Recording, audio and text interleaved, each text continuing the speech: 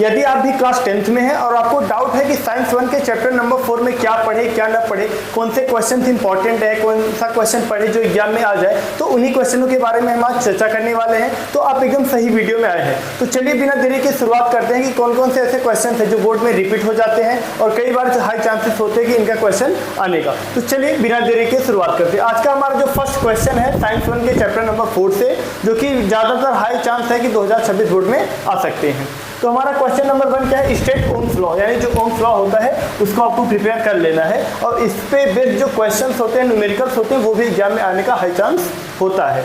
And question number 2 क्या बोलता है कि explain Ohm's law with neat labelled diagram, यानी ओम्स लॉ जो होता है वो डायग्राम के साथ भी आपको एक्सप्लेन करना है। ये क्वेश्चंस का भी आंसर आपको प्रिपेयर करना है। यदि आप इन क्वेश्चंस के आंसर चाहते हैं तो आप लोग कमेंट जरूर करिएगा।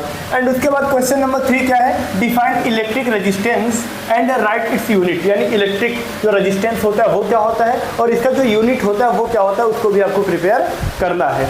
And question number 4, right any 2 factors affecting resistance, यानी फैक्टर्स जो रेजिस्टेंस को अफेक्ट करते हैं उसको भी आपको लिखना है। एंड क्वेश्चन नंबर 5 है state joules law of heating, यानी ये जो क्वेश्चन है बहुत ज़्यादा इंपॉर्टेंट है। इस पे बेस्ड जो न्यूमेरिकल्स होते हैं वो भी एग्जाम में आते हैं, तो आपको इसको भी प्रिपेयर करना है और इस पे बेस्ड जो न्यूमेरिकल्स होते हैं उसको भी प्रिपेयर कर लेना है। एंड क्वेश्चन नंबर 6 क्या है, explain heating effect of electric current. क्या दिया, ध्यान से समझिएगा, मोस्ट इंपॉर्टेंट क्वेश्चन है। Explain heating effect of electric current, ये जो क्वेश्चन है इसको भी आपको प्रिपेयर करना है। यानी जितने क्वेश्चन मैं बता रहा हूँ इस चैप्टर नंबर 4 से आपको उसको प्रिपेयर करना ही है। एंड उसके बाद क्वेश्चन नंबर 7 क्या बताता है, explain the construction and working of an electric fuse, यानी जो इलेक्ट्रिक फ्यूज होता है वो बनता कैसे, ये वर्क कैसे करता है, आपको इसको भी प्रिपेयर कर लेना है। एंड क्वेश्चन नंबर 8 क्या है, why is a fuse wire thin, यानी जो फ्यूज वायर होता है वो पतला क्यों होता है, end of low melting point, और उसका जो मेल्टिंग पॉइंट होता है वो इतना लो क्यों होता है, इतना, यानी कहने का मतलब ये कि जो फ्यूज होता है उसके जो वायर्स होते हैं बहुत ज़्यादा पतले क्यों होते हैं और उसका जो मेल्टिंग पॉइंट होता है ज़्यादा लो क्यों होता है।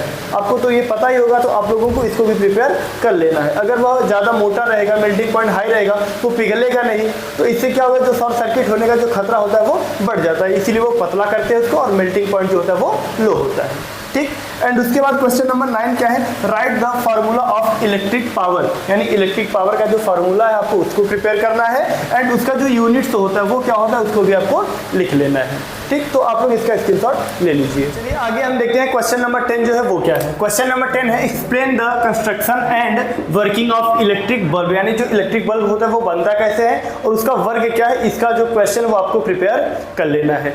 एंड उसके बाद क्वेश्चन नंबर 11 है numerical based on Ohm's law, यानी ओम्स लॉ जो होता है उस पे बेस्ड जो न्यूमेरिकल्स होते हैं वो एग्जाम में आना फिक्स होता है, तो आप लोग उस पे बेस्ड जो क्वेश्चन है उसको भी प्रिपेयर करना है। एंड उसके बाद क्वेश्चन नंबर 12 क्या है, numerical based on electric power और हीट, यानी इस क्वेश्चन, ये जो क्वेश्चन है इस पे भी जो बेस्ट क्वेश्चंस होते हैं वो एग्जाम में लगभग फिक्स होते हैं कि एग्जाम में आने का चांस होता है।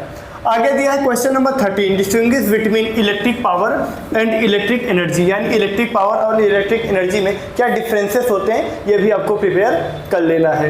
एंड क्वेश्चन नंबर 14 क्या बोलता है अपना, right the relation between potential difference and current, यानी पोटेंशियल डिफरेंस एंड करंट में क्या रिलेशन होता है वो भी आपको बताना है। एंड क्वेश्चन नंबर 15 क्या बोलता है, name the device used to measure electric current, यानी इस इलेक्ट्रिक करंट को मेजर करने का काम कौन करता है। आप लोग इसका जो आंसर है वो कमेंट में कमेंट जरूर करिएगा। तो चलिए मिलेंगे आप लोगों से किसी अगले वीडियो में, तब तक के लिए जय हिंद, वंदे मातरम।